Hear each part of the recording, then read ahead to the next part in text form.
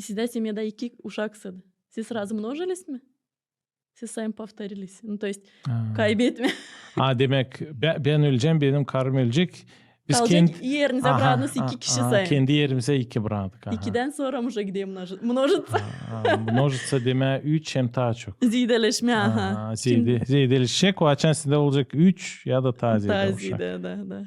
Ama şimdiki vakitle da çoğu düşünen ben ona veremeyeceğim material tarafından. Çok veremeyeceğim.